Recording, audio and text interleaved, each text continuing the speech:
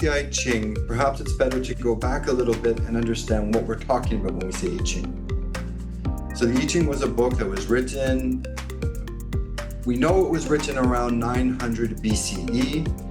However, it probably dates back even further than that. A lot of the information, it was an oral tradition, etc.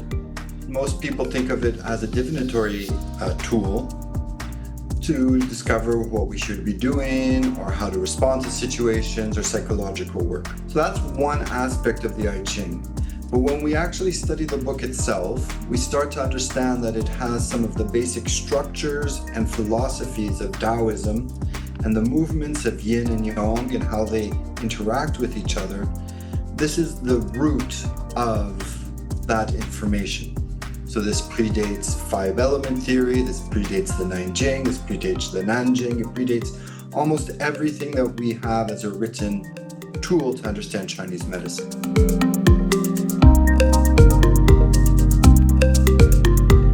In this course, what we do is we take those structures and we see how we can apply them and understand them with acupuncture.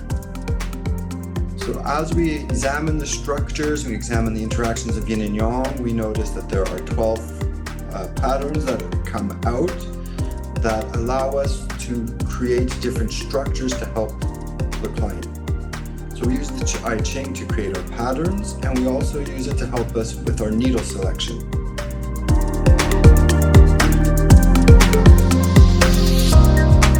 Most acupuncture colleges, when they're teaching, they're going to be teaching from a point of view of Zong Fu theory.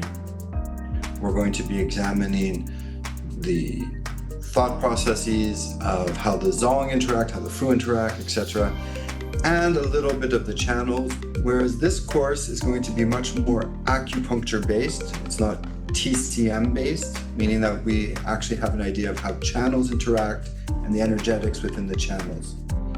So one of the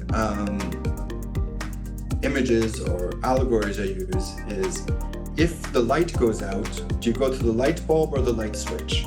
We're looking at the light switch and the circuit breaker of how electricity gets there, instead of just going to the light bulb itself. Which means sometimes we do need to go to the light bulb, but that should be our last step, not where we start.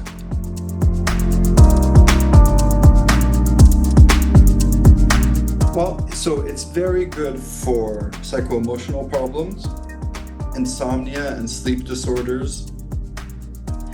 It's also very good for cyclical problems such as seasonal rhinitis, hay fever, menstrual problems, gynecological problems.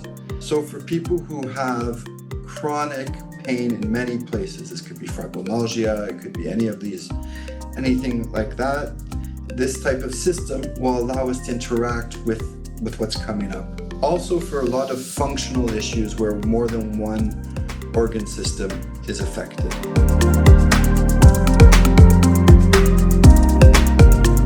I see the I Ching as being the building blocks of the structures of the body. So if we're going back to the basic structures and some of these basic interactions, we're reminding the body of its original purpose. It's like we're going back to the original instruction manual. That allows the patient to then find their authentic part of themselves, and once we're in our authentic part, we are able to start to self-heal.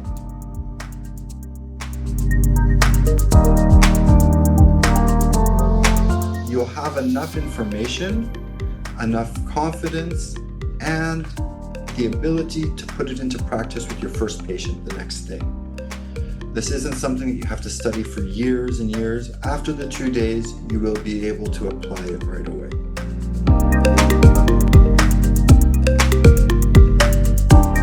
The I Ching approach is looking at the full blueprint and figuring out how can we create structure where things flow better, as opposed to looking at where the actual bottleneck point is.